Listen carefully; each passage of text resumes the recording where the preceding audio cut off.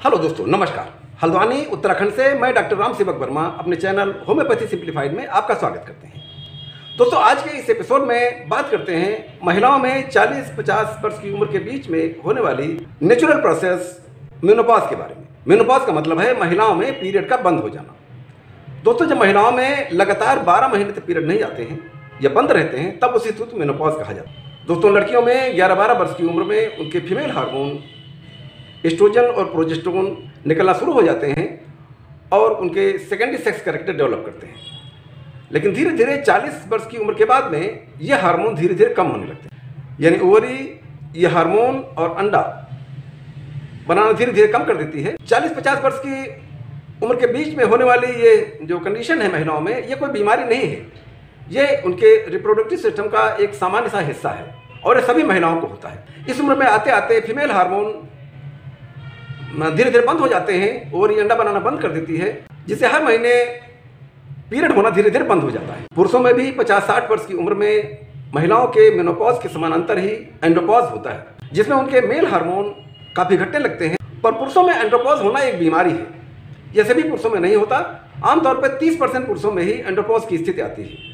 यदि आपने एंड्रोपॉज के बारे में मेरा वीडियो नहीं देखा है तो प्लीज़ अवश्य देख लीजिए। उसमें आपको एंड्रोपॉज के बारे में सारे लक्षण, उससे बचने के उपाय और बहुत कारगर होम्योपैथी दवाइयों के बारे में पूरी जानकारी मिलेगी। दोस्तों, इस एपिसोड में बात करते हैं महिलाओं में होने वाली एक नेचुरल प्रोसेस मेनोपॉज के बारे में। दोस्तों, महिलाओं में मेनोपॉज होने के 4-5 वर्ष पहले से ही प्री मेनोपॉज के सिम्टम आने लगते हैं। यानी महिलाओं में मेनोपॉज की जो प्रोसेस है वो 4-5 साल पहले से ही शुरू हो जाती है। इस दौरान जो लक्षण और भावनात्मक परिवर्तन आते हैं उसके लिए जो एजेड महिलाएं हैं यानी 40-50 वर्ष के उम्र के आसपास की जो महिलाएं हैं उनको भावनात्मक रूप से तैयार रहने की आवश्यकता है। इसमें जो लक्षण आएंगे प्री मेनोपॉज में, वो पहला लक्षण तो ये है कि हार्ट फ्लैशेस महसूस होंगे।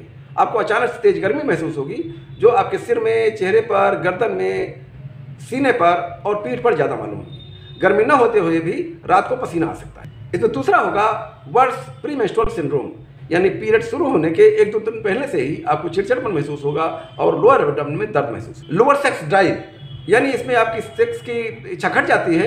वजाइनल ड्राइनेस के कारण सेक्स के दौरान दर्द हो सकता है और असुविधा महसूस हो सकती है। इसमें थकान बनी रहेगी बिना किसी कारण के। पीरियड रुक रुक कर आएंगे। कभी कभी बीच में 1-2 महीने के लिए पीरियड मिस भी हो सकता है। जोर से हंसने से, खांसने से, छींकने से कभी कभी थोड़ा यूरिन लीक कर सकता है। यूरिनरी अर्जेंसी एंड इनकंटिनेंस हो सकती है, यानी इसमें पेशाब जाने की लगातार तीव्र इच्छा बनी रहेगी और इसमें जो पेशाब का वेग है अचानक से आएगा और जब तक आप बाथरूम तक पहुंचें तब तक थोड़ा यूरिन लीक कर सकता है। बार बार यूरिनरी ट्रैक इन्फेक्शन हो सकता है, यानी जो ड्राइनेस रहेगी उसकी वजह से यूरिनरी ट्रैक में इन्फेक्शन हो सकता है।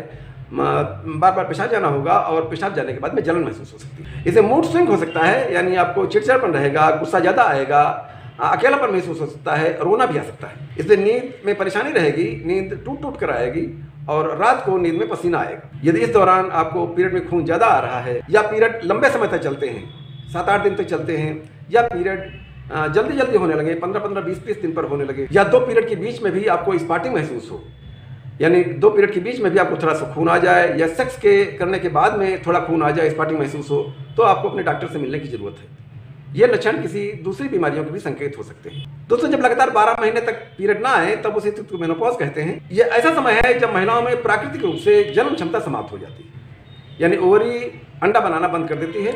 जो फीमेल हार्मोन एस्ट्रोजन और प्रोजेस्टेरोन उनको 11-12 वर्ष की उम्र में डेवलप किए थे वो धीरे धीरे कम होने लगते हैं, जिसके कारण कई शारीरिक और मानसिक बदलाव आते हैं। आमतौर पर यह 40 और 50 वर्ष की उम्र के बीच में होता है। पर जो महिलाएं सेक्स को पाप समझती हैं और सेक्स से विरत रहती हैं, उनमें एक स्टडी के अनुसार ये पाया गया है कि उनमें मेनोपॉज जल्दी होता है।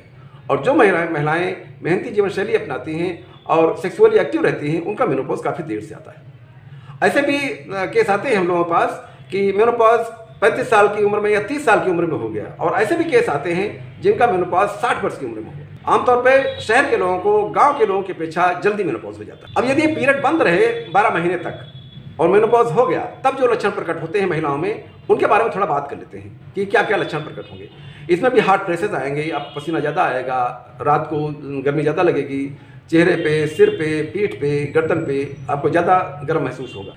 इसमें इंसोम्निया की दिक्कत हो सकती है, आपको ठीक से नींद नहीं आएगी, आपकी नींद टूट टूट करके आती रहेगी। मुंह बार बार सूखेगा, आंखों में सूखापन महसूस हो सकता है, वजाइनल ड्राइनेस हो सकती है और स्किन में भी रूखा सूखापन महसूस हो। इस उम्र में वजन बढ़ सकता है, इसमें मूड स्विंग हो सकता है, डिप्रेशन हो सकता है, यानी चिड़चिड़ापन हो सकता है, बिना किसी कारण के आपको गुस्सा आ सकता है, छोटी छोटी बातों पर चिड़चिड़ापन होगा, गुस्सा आएगा, रोना भी आ सकता है, अकेलापन महसूस हो सकता है। इसमें मेमोरी लॉस हो सकती है, यानी आपकी याददाश्त कमजोर हो सकती है, याददाश्त आपकी पहले जैसी नहीं रहती, बार बार पेशाब जानने की इच्छा बनी रहती है।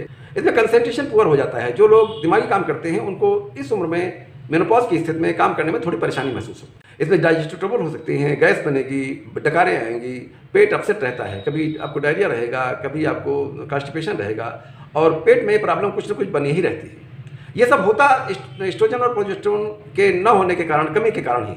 इसमें जो डिक्रीज लिबिडो होगा, यानी सेक्स की इच्छा धीरे धीरे समाप्त होने लगती है। इसमें ब्रेस्ट टेंडरनेस महसूस हो सकती है, यानी सीने में आपको सूजन महसूस हो सकती है, सीने को और निपल को छूने से दर्द महसूस हो सकता है। इसमें टैकीकार्डिया की स्थिति हो सकती है, यानी आपकी धड़कन बढ़ सकती है। कभी कभी जब भी आप इमोशनल होंगे तो आपकी धड़कन बढ़ जाएगी, तो इस स्थिति को टैकीकार्डिया कहते हैं। ये भी हार्मोन्स की कमी के कारण ही हो रहा है। बाल पतले हो जाते हैं, झड़ने लगते हैं और फेशियल हेयर आने लगते हैं, यानी इस एरिया में बाल आने लगते हैं।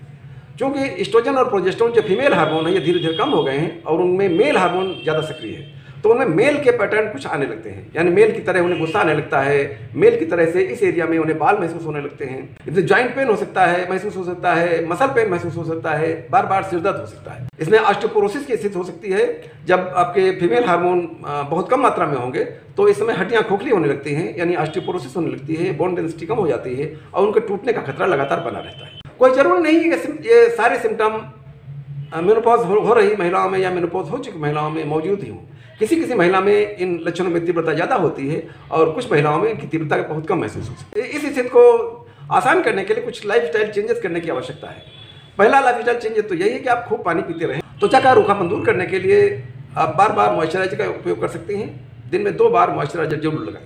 नियमित व्यायाम करें, सोशलाइज रहें, करीब 40 मिनट की तेज चाल जरूर अपनाएं। खाने में फ्लेक्स सीड अगर आप लेंगी तो इस स्थिति में काफ़ी आपको आराम महसूस हो सकती है। इसमें कैलोरी इंटेक कम करें, यानी ज़्यादा रिच खाना खाने से परहेज करें।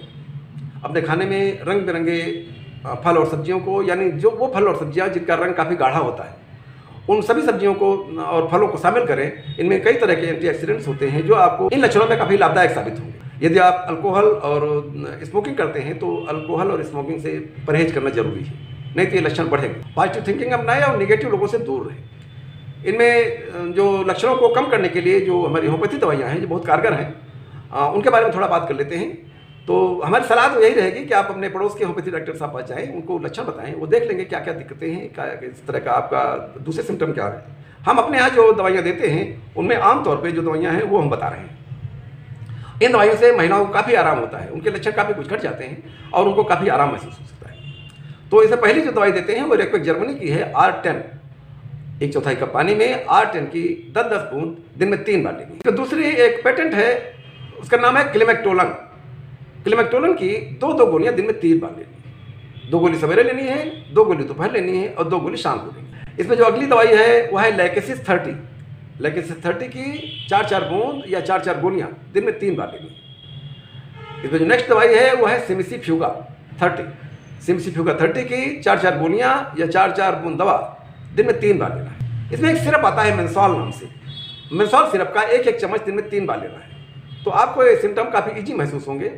और इसमें जो लास्ट मेडिसिन देते हैं वो देते हैं 5 फास्ट। 5 फास्ट की 4-4 गोलियां दिन में 3 बार लेनी है। सवेरे भी लेनी है, दोपहर भी लेनी है, शाम भी लेनी है। आप लगातार इन दवाइयों का सेवन करते रहें। 5-6 महीने अगर आप इन दवाइयों का सेवन कर लेंगे तो आपको इन लक्षणों में काफ़ी आराम हो जाएगा और आपको ये लक्षण बहुत परेशान नहीं कर पाएंगे। तो दोस्तों ये था मेरा वीडियो मेनोपॉज के बारे में। यदि आपको अच्छा लगा हो तो प्लीज़ सब्सक्राइब कीजिएगा, लाइक कीजिएगा और शेयर कीजिएगा। ठीक है दोस्तों, मिलते हैं अगले वीडियो में। नमस्कार।